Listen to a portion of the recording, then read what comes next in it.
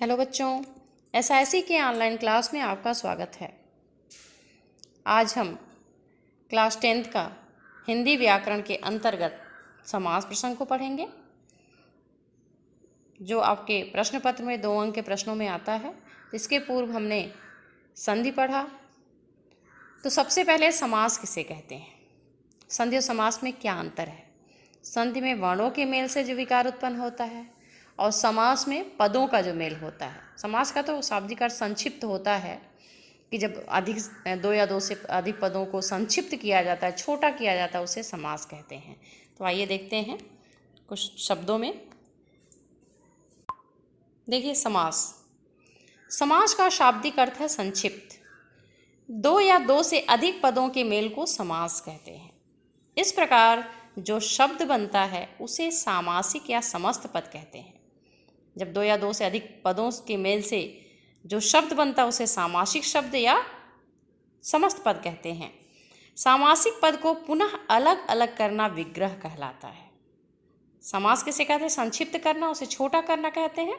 विग्रह उसे पुनः अलग अलग करते हैं, उसे विग्रह कहते हैं। और संधि को अलग करना क्या कहलाता है, विच्छेद कहलाता है। इस प्रकार समास क्या है, उसको छोटा करना, संक्षिप्त करना। किसको छोटा करना, पदों को छोटा करना। कुछ समास का शाब्दिक अर्थ है संक्षिप्त। जब 2 या 2 से अधिक पद मिलते हैं तो उसे समास कहा जाता है। इस प्रकार जो शब्द बनता है उसे सामासिक पद या समस्त पद कहते हैं। समास को पुनः अलग करना विग्रह कहलाता है। जैसे सीताराम, ये सामासिक पद है, उसको अलग किया सीता और राम, ये विग्रह हो गया। और कौन सा समास है ये, द्वंद्व समास। आगे देखते हैं समास के प्रकार। समास कितने प्रकार के होते हैं, ये देखिए टी डायग्राम के माध्यम से हमने बताया है। समास के भेद, समास के मूल रूप से क्या, समास के 6 ही भेद होते हैं। पहला अव्ययी भाव, दूसरा है तत्पुरुष समास, तीसरा है कर्मधारय समास, चौथा है द्वंद्व समास, पांचवा द्विग समास और छठवां बहुब्रीहि समास। अब आप इसके पूर्व कक्षा में क्लास 9th में अव्ययी भाव समास और तत्पुरुष समास पढ़ चुके हैं। अव्ययी भाव समास संक्षिप्त में देखते हैं क्या है, कि ऐसा सामासिक पद जिसका प्रथम पद अव्यय होता है। अव्यय क्या होता है, जिसमें कोई परिवर्तन न हो, लिंग पुरुष वचन के आधार पर कोई परिवर्तन न हो। अव्यय माने अविकारी, और वही पद प्रधान होता है। प्रथम पद अव्यय होता है, वही प्रथम पद ही प्रधान होता है, उसे अव्ययी भाव समास कहते हैं। आप पूर्व कक्षा में जैसे कि पढ़ चुके हैं। जैसे कहेंगे यथाशक्ति, यथा अव्यय है और उसका विग्रह क्या होगा, शक्ति के अनुसार। दूसरा है तत्पुरुष समास। तत्पुरुष समास में दूसरा पद प्रधान होता है और कारक विभक्ति के अनुसार प्रथम को छोड़ करके, प्रथमा विभक्ति को छोड़ करके द्वितीया से लेकर सप्तमी विभक्ति तक के भेद होते हैं, अर्थात इसके 6 भेद होते हैं। जैसे भोजनालय, भोजन के लिए आलय या भोजन का आलय। विद्यालय, विद्या का आलय। इस प्रकार तत्पुरुष समास के 6 भेद होते हैं। आप 9th में इसको पढ़ चुके हैं।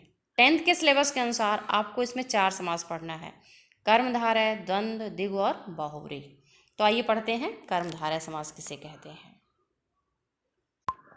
कर्मधारय समास हमेशा पढ़ने के पूर्व ध्यान दीजिए कि जिसमें विशेष और विशेषण होता है। विशेषण किसे कहा जाता है, संज्ञा सर्वनाम की विशेषता बताने वाले शब्दों को विशेषण कहते हैं, लेकिन इसमें केवल संज्ञा की विशेषता बताई जाती है। ध्यान दीजिए, शब्द क्या है, परिभाषा क्या है। इस समास का एक पद विशेषण तथा दूसरा पद विशेष्य संज्ञा होता है। ब्रैकेट में देखिए कि कर्मधारय समास में जो प्रथम पद होता है विशेषण होता है और दूसरा पद जो होता है जिसकी विशेषता बताई जाती है वह संज्ञा होता है। जैसे महापुरुष, आप शब्द सुने होंगे। देखिए, महा जो शब्द है वो, महापद जो है वो विशेषण है, पुरुष जो है वह विशेष्य अर्थात संज्ञा है। ठीक, तो जहाँ विशेष और विशेषण होता है वो कर्मधारय समास होता है। आइए इसको और उदाहरण के माध्यम से जानते हैं। सामासिक पद, जो समस्त पद होता है सामासिक पद कहते हैं। विग्रह जब अलग किया जाता है तो कर्मधारय समास का सामासिक पद नील कमल। अब देखिए, नील बने नीला, नील है जो कमल, ठीक ठीक ऐसे भी लिख सकते हैं, या नीला है जो कमल। क्योंकि कमल एक संज्ञा है, कमल की विशेषता बताई जा रही है, वो कौन से रंग का है? नीला है, इसलिए इसमें कर्मधारय समास है। घन श्याम, घन है जो श्याम, बादल जो काला है। फिर पीतांबर, पीत है जो अंबर, अंबर माने होता है वस्त्र, पीला है जो वस्त्र। पीतांबर में तो महत्वपूर्ण है बहुव्रीहि के लिए, लेकिन इसमें केवल जब वस्त्र की विशेषता बताई जा रही है तो वहाँ पे कर्मधारय होगा, और तीसरा पद प्रधान कि पीला है वस्त्र, जिसका वहाँ पे बहुव्रीहि समास होगा। इस प्रकार श्वेतांबर, सफ़ेद है जो वस्त्र, रक्त कमल, लाल है जो कमल, नीलांबर, नीला है जो आकाश। बहुत सारे शब्द हैं जो विशेष विशेषण के आधार पे हैं, जिसे हम कर्मधारय समास कहते हैं। जैसे कमल नयन, कमल रूपी नयन, ये भी हो सकता है, रूपक अलंकार जो होता है वो भी होता है। चरण कमल, कमलवत चरण, कमल रूपी चरण, इस सब में कर्मधारय समास होता है। ठीक, तो आइए इसके बाद दूसरा समास पढ़ते हैं, द्वंद्व। द्वंद्व समास, द्वंद्व माने दोनों बराबर, किसी से कोई कम नहीं, दोनों पद प्रधान होना। इसमें देखिए, इस समास में दोनों पद प्रधान होते हैं एवं संज्ञा होते हैं। दोनों पद प्रधान तथा संज्ञा होते हैं, और उसके बीच में और शब्द का लोप होता है। द्वंद्व समास का दोनों पद प्रधान होता है, दोनों पद संज्ञा होता है, और बीच में और शब्द का लोप होता है। प्रायः इसके बीच में योजक चिन्ह होते हैं, सभी शब्दों में नहीं होगा, लेकिन प्रायः ऐसा होता है, बीच में योजक चिन्ह होता है। वही सबसे बड़ी पहचान है आपके द्वंद्व समास की। और द्वंद्व के भी बहुत सारे प्रकार हैं, 5 प्रकार माना जाता है। तो उसके अनुसार कुछ द्वंद्व में दोनों एक दूसरे के विलोम होते हैं, कुछ द्वंद्व एक दूसरे के पूरक होते हैं।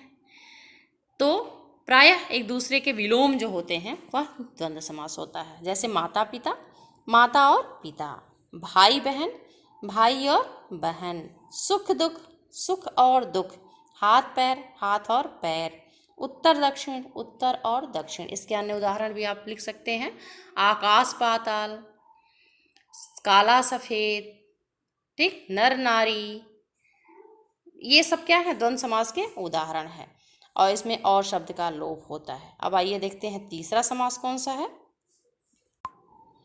द्विगु समास। द्विगु समास की सबसे बड़ी पहचान है कि यह संख्या बताता है और एक समूह का बोध कराता है। तो द्विगु समास, इस समास में प्रथम पद संख्यावाचक विशेषण होता है। इसमें भी कर्मधारय की तरह विशेषण होता है, लेकिन कैसा होता है? प्रथम पद संख्यावाची होती है, गणना किया जा सकता है, उसे गिन करके एक समूह का बोध होता है। तो इस समास में प्रथम पद संख्यावाचक होता है, और समस्त पद से किसी समुदाय का बोध होता है। आप समस्त पद को पढ़ करके ही जान जाएंगे कि वह किसी समूह का बोध करा रहा है, समूह को बता रहा है। जैसे चतुर्युग, युग जो है वह 4 है, माने 4 युगों का समूह। पंचवटी, 5 वटों 5 वृक्षों का समूह। चौराहा, 4 राहों का समूह। नवरात्र, 9 रात्रों का समूह। इस प्रकार पंचामृत, 5 अमृतों का समूह। पंचपल्लव, 5 पल्लवों का समूह। नवरत्न, 9 रत्नों का समूह। बहुत सारे शब्द जो संख्यावाची होते हैं, उसमें आप द्विगु समास के अनुसार उसका विच्छेद कर सकते हैं, विग्रह कर सकते हैं। इस प्रकार दशानन, 10 आननों का समूह, लेकिन दशानन में बहुव्रीहि समास भी है। 10 है आनन, जिसके तीसरा पद प्रधान हो जाता है, रावण के लिए बताया जा रहा है, उसकी विशेषता है। इस प्रकार द्विगु समास में प्रथम पद संख्यावाची होता है, और वही उसका विशेषण होता है, और किसी समुदाय का वो बोध कराता है। द्विगु शब्द एक सामासिक शब्द है, द्विगु माने 2 गायों का समूह होता है। ठीक, अब आगे देखते हैं अगला और लास्ट बहुव्रीहि समास, सबसे महत्वपूर्ण है आपके लिए। इस समास में दोनों पद अपना स्वतंत्र अर्थ धारण न करके समस्त पद के रूप में किसी अन्य अर्थ का बोध कराते हैं। अर्थात प्रथम पद और द्वितीय पद प्रधान नहीं होता है, बल्कि अन्य पद, तीसरा पद प्रधान हो जाता है। ठीक ना? द्वंद्व में दोनों पद प्रधान होता है, कर्मधारय में विशेष विशेषण होता है, और द्विगु समास में प्रथम पद संख्यावाची विशेषण होता है। लेकिन बहुव्रीहि समास में न प्रथम पद प्रधान होता है, न द्वितीय पद प्रधान होता है, इसका अन्य पद प्रधान होता है, तीसरा पद प्रधान होता है। जैसे गजानन। गजानन एक शब्द है, एक सामासिक शब्द है, लेकिन किसके लिए प्रयोग किया जाता है? गज के समान आनन है जिसके, अर्थात गणेश जी। माने एक किसी एक के लिए रूढ़ है वो, सबका गज के समान आनन नहीं है। किसका गज के समान आनन है, हाथी के समान किसका सर है? गणेश जी का। इसलिए ये इसमें क्या है? बहुब्रीहि समास, कि गज के समान आनन है जिसके, अर्थात गणेश जी। कुछ अन्य उदाहरण भी देखते हैं। इसमें कुछ अपने से उदाहरण आप देख लीजिएगा, जैसे पीताम्बर, पीत है अंबर जिसके, अर्थात पीला है वस्त्र जिसका, अर्थात विष्णु जी या कृष्ण भगवान। या श्वेतांबर, श्वेत है अंबर माने वस्त्र जिसका, अर्थात सरस्वती। दशानन, दस है आनंद जिसके, अर्थात रावण। आप अपनी किताब से इसका अन्य उदाहरण देख करके समझ लीजिएगा और कॉपी में लिख लीजिएगा। और इसी आधार पे कुछ अन्य उदाहरण भी हम आपको दे रहे हैं जो चारों समास से संबंधित है। आप उसका विग्रह और समास का नाम लिखेंगे। तो आइए देखते हैं कि आपका होमवर्क गृह कार्य क्या है। देखिए गृह कार्य, निम्नलिखित पदों का समास विग्रह एवं समास का नाम लिखिए। क्या क्या है? महात्मा, इसका विग्रह करना है। एक बता दे रहे हैं, महान है जो आत्मा। विशेष विशेषण किसमें होता है? कर्मधारय में। दिन रात योजक चिन्ह, अष्टकोण संख्यावाची, पंचपात्र संख्यावाची, लंबोदर एक के लिए रूढ़ जिसका विशेषण है। लंबोदर किसे कहते हैं? गणेश जी को। लंबा है उधर जिसका, अर्थात गणेश जी। चंद्रशेखर, चंद्र है शिखर जिसके, अर्थात शंकर जी। राम कृष्ण बीच में योजक चिन्ह है, राम और कृष्ण। चरण कमल, चरण रूपी कमल। विशेष विशेषण चतुरानंद, चार है आनंद जिसके, ये चार है आनंद कार्तिकेय के लिए कहा जाता है। तो इसलिए आपका ये होमवर्क है, कुछ तो हम बता ही दिए हैं और कुछ अन्य उदाहरण भी आप अपने से स्वतः ढूंढ करके लिख सकते हैं।